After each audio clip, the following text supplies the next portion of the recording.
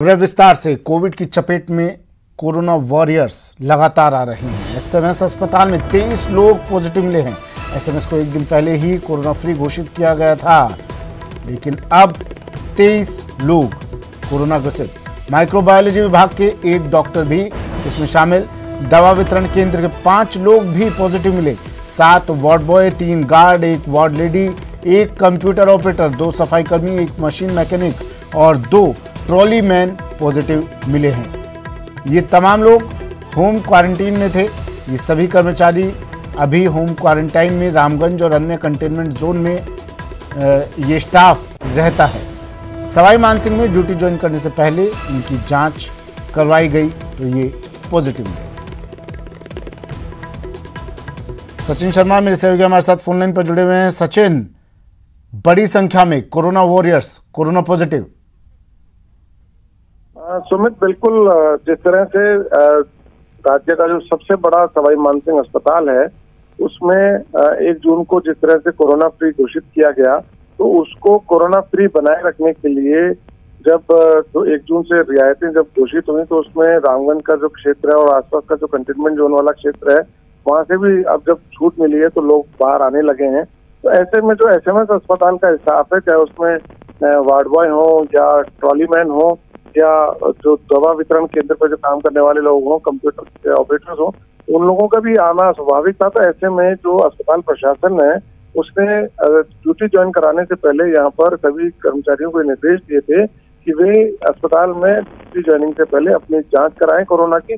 और इसी के लिए उनका जो सैंपल लिया गया उसमें 22 जो है स्टाफ वो पॉजिटिव निकला और एक माइक्रोबायोलॉजी के डॉक्टर जिन्होंने खुद ने अपनी स्वेच्छा से जांच कराई थी वो भी पॉजिटिव निकले हैं। और इस 22 जनों का जो स्टाफ है इसमें ट्रॉली मैन थे, इसमें 7 वार्ड बॉय थे। लेकिन फिर सचिन, सवाल ये भी उठता है, अनलॉक 1 लोगों की सुविधाओं के लिए को देखते हुए किया गया था, लेकिन अब ये तो मुश्किलें बढ़ा रहा है।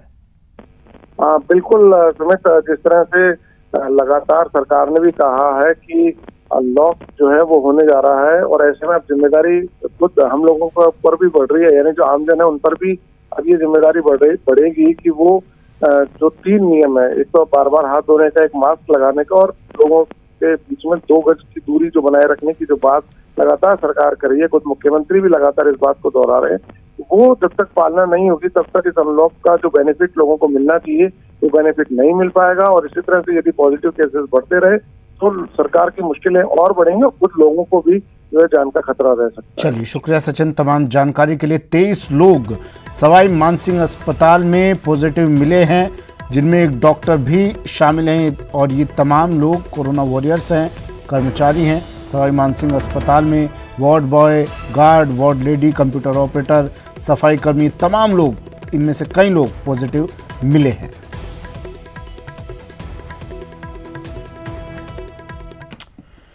और अब बात रोडवेज की। प्रदेश में आज से रोडवेज ने रफ्तार पकड़ ली है। 70 दिन बाद आज से रोडवेज सेवा शुरू हो गई है। 200 से ज्यादा रूट्स पर संचालन शुरू किया गया है रोडवेज का। प्रदेश के प्रमुख शहरों के बीच इसका संचालन शुरू हुआ है। सोशल डिस्टेंसिंग का पालन करना होगा अगर आपको रोडवेज में सवारी करनी है। तो आज से रोडवेज की डीलक्स बसें भी चलेंगी।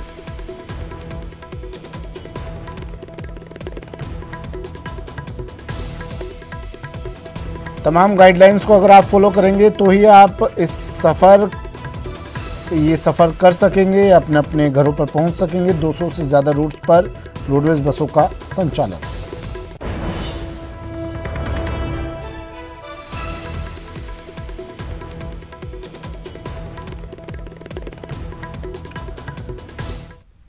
तो आज 70 दिन बाद रोडवेज बसों का संचालन शुरू हो गया है और लोगों को सुविधाएं मिलेंगी, लेकिन इन सुविधाओं के लिए आपको रूल्स को फॉलो करना होगा, गाइडलाइंस को फॉलो करना होगा। मेरे सहयोगी हमारे साथ जुड़ गए हैं प्रदेश भर के अलग अलग जगहों से। सचिन कुमार जयपुर से हमारे साथ जुड़े हैं, जोधपुर कपिल शिमाली हमारे साथ उदयपुर से जुड़े हैं और सतवीर बीकानेर से हमारे साथ जुड़े हैं। सबसे पहले आपको कपिल के पास लिए चलते हैं, उदयपुर लिए चलते हैं। सबसे पहले कपिल, रोडवेज की बसें शुरू आज से और उदयपुर पर्यटन स्थल है, एक काफ़ी बड़ा पर्यटन स्थल है। काफ़ी लोग यहाँ से अपने घरों पर भी पहुँचने की कोशिश कर रहे होंगे। अब ये रोडवेज का सफ़र उनके लिए कितनी राहत लेकर आएगा?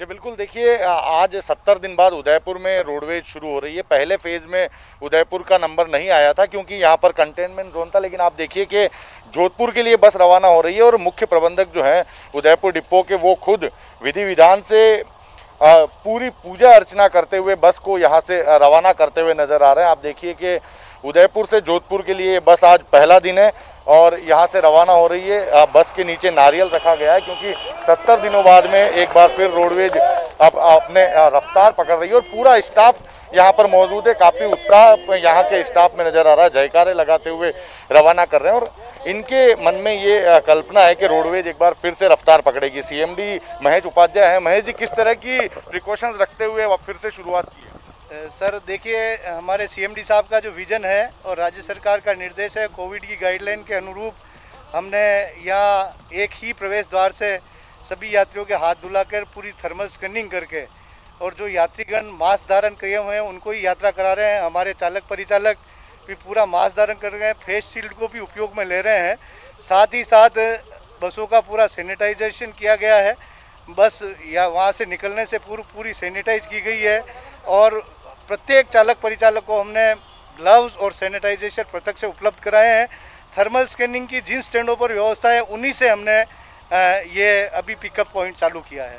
देखिए, रोडवेज बस के अंदर सवारियां बैठी हुई है। हालांकि अभी बहुत ज़्यादा सवारी नहीं है, लेकिन उसके बावजूद जाने वाले लोगों में काफ़ी उत्साह है क्योंकि इसी दिन का इंतज़ार किया जा रहा था और अब इंतज़ार पूरा हुआ है। रोडवेज ने एक बार फिर से रफ्तार पकड़ी है और सभी लोग अपने गंतव्य के लिए जो जाना चाहते हैं बस द्वारा, वो यहाँ से रवाना होते हुए नज़र आ रहे हैं। जोधपुर के लिए ये उदयपुर से पहली बस रवाना हुई है और रोडवेज कर्मचारियों ने बड़ी गर्मजोशी से हाथ हिलाकर सारे जो यात्री हैं उनको यहाँ से विदा किया है। जी सुमित। चलिए, अब बीकानेर आपको ले चलते हैं। सतवीर हमारे साथ जुड़े हुए हैं। सतवीर, कौन कौन से रूल्स फॉलो करने होंगे? आज रोडवेज की कितनी बसें यहाँ से आज से चल रही हैं, कहाँ कहाँ के लिए निकलेंगी और रूल्स क्या क्या रहेंगे?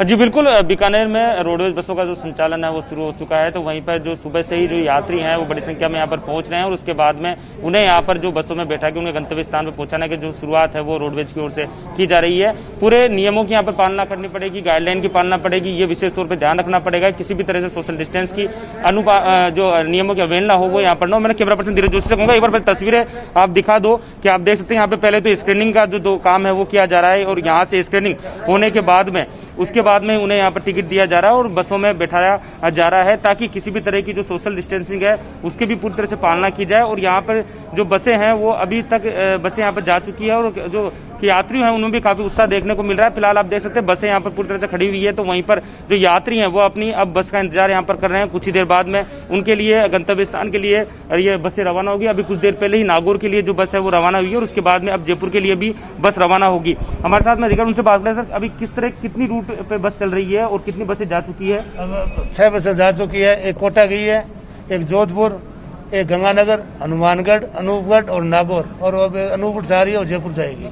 किस तरह से गाइडलाइन की पालना की जा रही है, क्योंकि लोगों को जरूरी है क्योंकि सोशल डिस्टेंस की भी पालना तो हो रही है। सब जाना और बात यात्री का नाम लिखे जा रहे हैं, उनका मोबाइल नंबर और गतिविधि कहाँ से कहाँ जा रहे हैं और उनका तापमान ये सैनिटाइजर कर रहे हैं। बिल्कुल, तो एक अच्छी पहल कही जा सकती है क्योंकि लोगों को काफी दिनों से इंतजार था कि वो अपने गंतव्य स्थान पर पहुंच सके और रोडवेज की शुरुआत है वो काफी हद तक एक मानी जा सकती है। लोग हाँ ठीक है, अभी तक 150 यात्री यात्रा कर चुके हैं। 3-4 बस और जाके 100-250 यात्री आज पहले दिन में यात्रा कर लेंगे। कितने बसों जितने रूट तैयार किए गए यहाँ के लिए? 10 रूट तैयार किए गए हैं। बिल्कुल, 10 रूट यहाँ पर तैयार किए गए हैं और उसके बाद में यात्रियों में भी काफी उत्साह देखने को मिल रहा है क्योंकि वो यहाँ से निकल रहे हैं। कुछ यात्री हमारे साथ, उनसे बात करें। सर, कैसा लग रहा है आपको? आप जा रहे हैं अपने के लिए, किस तरह से पूरी, क्योंकि बहुत दिनों बाद भी रोडवेज का संचालन शुरू हुआ है? मेरे को अच्छा लग रहा है, मतलब कि बहुत दिनों बाद हम हमारे घर जा सकते हैं, इसलिए बहुत अच्छा लग रहा है। बिल्कुल अपने घर जाने की जो खुशी है वो साफ तौर पे देखने को मिलती है, और जिस तरीके से जो नियम और गाइडलाइन है उनकी यहाँ पर पालना करनी पड़ेगी, क्योंकि उसके बाद में ही पूरी तरीके से ये जो जिस तरीके से कोरोना जो संक्रमण है वो फैल रहा है उसको रोकने के लिए इन नियमों की पालना बहुत जरूरी है। फिलहाल आप देख सकते हैं मैं अभी बस स्टैंड पर हूँ और यहाँ पर जो यात्री हैं वो पूरी तरीके से अब बस का इंतजार यहाँ पर कर रहे हैं, और उसके बाद में उन्हें यहाँ से अब रवाना किया जाएगा। अभी तक जहाँ तक बात कही जा सकती है तो जो 7 बसें हैं वो यहाँ से रवाना हो चुकी है। चलिए जोधपुर ले चलते हैं, ललित मेरे सहयोगी जुड़े हुए हैं। ललित, अलग अलग फेज में धीरे धीरे रोडवेज अपना दायरा बढ़ा रहा है। जोधपुर से भी बसें रोडवेज की आज से शुरू हो रही है। संक्रमण ना फैले इसके लिए रोडवेज की क्या तैयारी, कितने रूट्स पर आज से बसें चलेंगी, कितनी बसें यहाँ से अब रवाना होने जा रही हैं, क्या तस्वीर है ललित?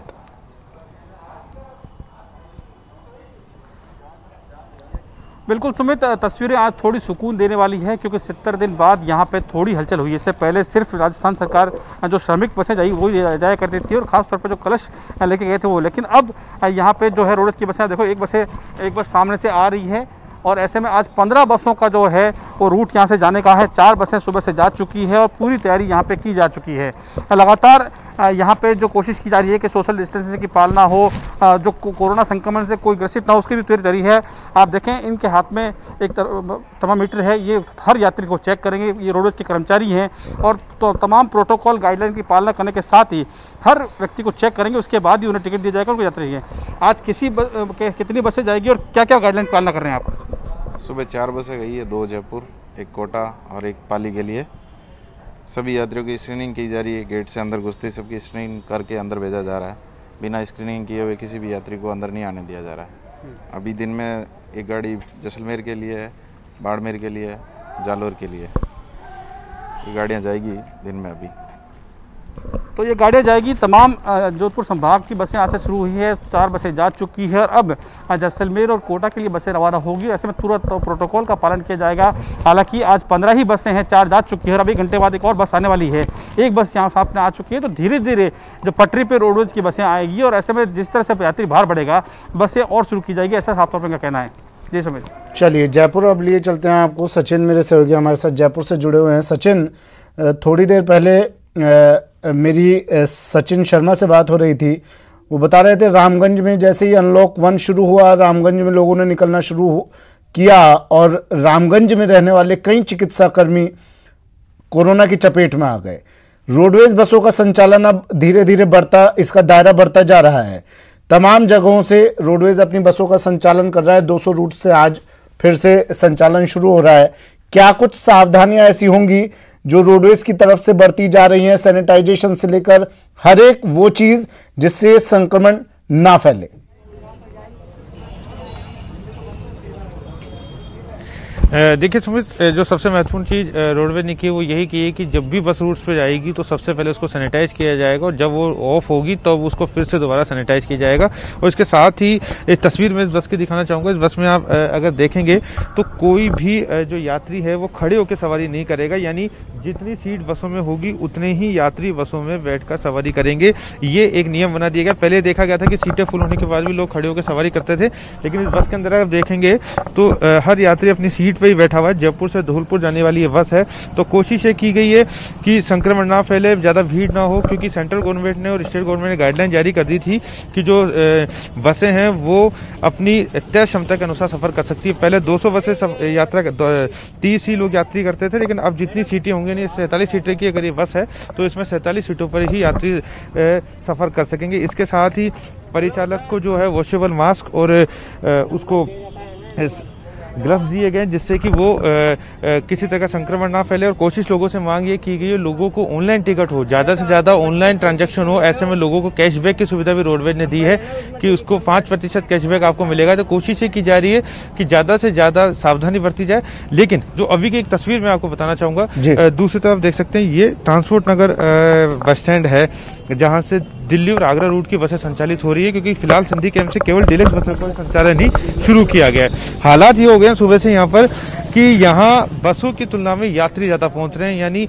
यात्रियों की संख्या जो है वो बहुत ज़्यादा है और भरतपुर रूट पे जो है सबसे ज़्यादा यात्री मांग रहे हैं। अब ऐसे में कोशिश की जा रही है कि अतिरिक्त बसें यहाँ पर चलाई जाए और उसके बाद यात्रियों को यहाँ से ले जाया जाए, क्योंकि जो फिक्स रूट है उसमें ज़्यादा सवारी ले जा नहीं सकते, जितनी सीट है उतनी ही टिकट यहाँ पे कटेगी।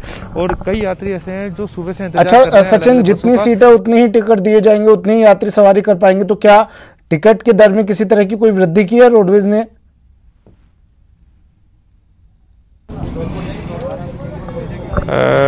देखिए, जितनी सीट्स हैं उतनी ही होंगी टिकटों। माफ कीजिएगा, एक बार अपना सवाल दोहराएंगे सुमित? सचिन, आप अभी तस्वीरें दिखा रहे थे, हर सीट पर एक यात्री सवार था, उसके पास कोई यात्री नहीं था, यानी यात्रियों की संख्या में कमी की गई है बसों में एक साथ यात्रा करने पर। तो क्या टिकट में किसी तरह की बढ़ोतरी की है अपने खर्चे को पूरा करने के लिए रोडवेज ने?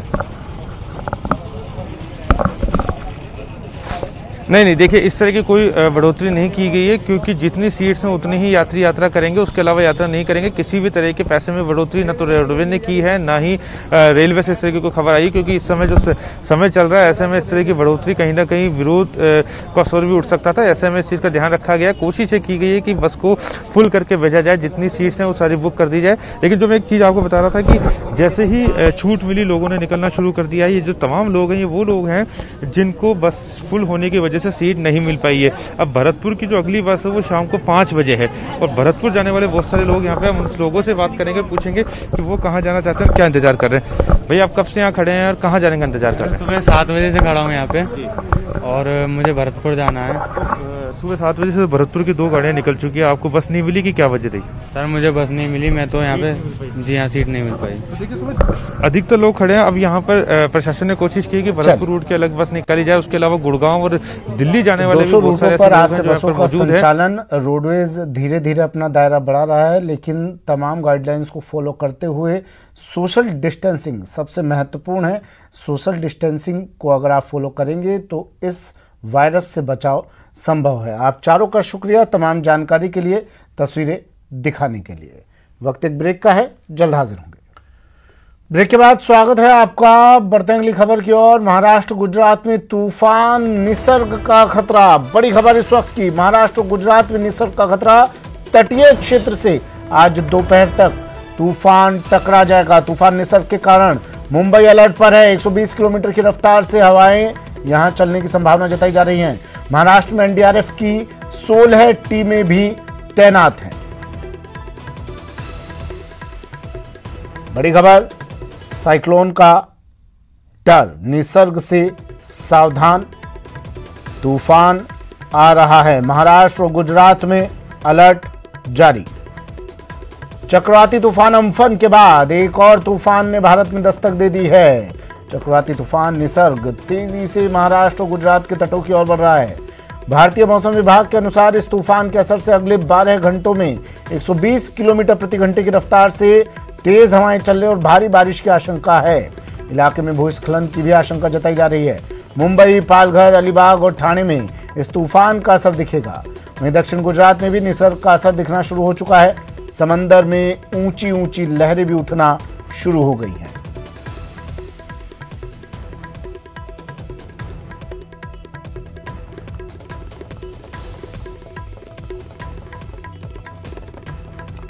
चलिए अब आपको ग्राफिक्स के जरिए निसर्ग से निपटने की तैयारियों के बारे में बता देते हैं। एनडीआरएफ की 7 टीमें तैनात, महाराष्ट्र में 16 टीमें तैनात। मोर्चा संभाल लिया है एनडीआरएफ ने। रिजर्व पर 7 टीमें रखी गई हैं और 16 टीमें तैनात हैं। गुजरात में भी एनडीआरएफ पूरी तरह से अलर्ट मोड पर। दमन दीव, दादर, नागर हवेली में भी तैयारियां पूरी। 4 जून तक लोगों को समंदर से दूर रहने की हिदायत दी गई है। तटीय इलाकों से लोगों को सुरक्षित स्थान पर पहुंचा दिया गया है।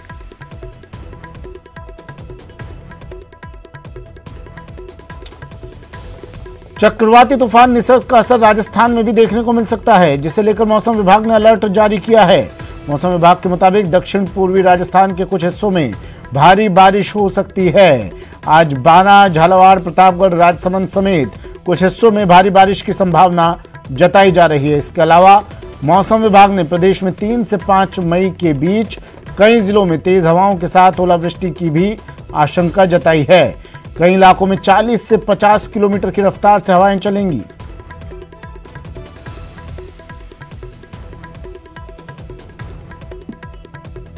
सौरभ गृहस्थी मिल से हमारे साथ फोन लाइन पर जुड़ गए हैं। सौरभ, क्या कह रहा है मौसम विभाग? राजस्थान के किस किस इलाके में असर देखा जा सकता है इसका? देखिए, मौसम विभाग का कहना है कि राजस्थान के कुछ इलाकों में जो है वो इस तूफान का असर हो सकता है और कुछ इलाकों में भारी बारिश की चेतावनी मौसम विभाग की ओर से जारी की गई है, जिनमें खासतौर पर दक्षिण पूर्वी राजस्थान के कुछ इलाके हैं जिनमें बारां, झालावाड़, प्रतापगढ़, राजसमंद, सिरोही, उदयपुर, पाली और जालोर, इन क्षेत्रों में मौसम विभाग का ने ऐसी संभावना जताई कि इस तूफान का कुछ असर यहाँ पर हो सकता है और करीब 50 से 60 किलोमीटर प्रति घंटा की स्पीड से हवाएं चल सकती हैं। इसके अलावा राजस्थान के दूसरे इलाकों में भी असर होगा, लेकिन जितना असर इन क्षेत्रों में होगा उतना वहां पर नहीं होगा। यहाँ पर राजस्थान में चूंकि पश्चिम विक्षोभ भी सक्रिय है और कुछ नमी भी राजस्थान में लगातार पहुंच रही है, तो इस तूफान का असर होने के साथ साथ दूसरी अन्य जो एक्टिविटीज चल रही है उनका भी असर आज, कल और परसों 3 दिन राजस्थान में देखने को मिल सकता है। जी चलिए, शुक्रिया सौरभ तमाम जानकारी के लिए। तो ये वो जगह जहां पर मौसम विभाग ने चेतावनी दे दी है। बारां, झालावाड़, प्रतापगढ़, राजसमंद में भारी बारिश की चेतावनी दी है। डिप्टी सीएम सचिन पायलट ने भी ट्वीट किया है तूफान निसर्ग को लेकर। उन्होंने कहा है महाराष्ट्र और गुजरात के तटीय इलाकों में निसर्ग तूफान के प्रभाव की खबर चिंताजनक है। मैं सभी के सुरक्षित होने की प्रार्थना करता हूं। साथ ही ऐसे समय में सभी धैर्य का परिचय दें और घरों में रहें।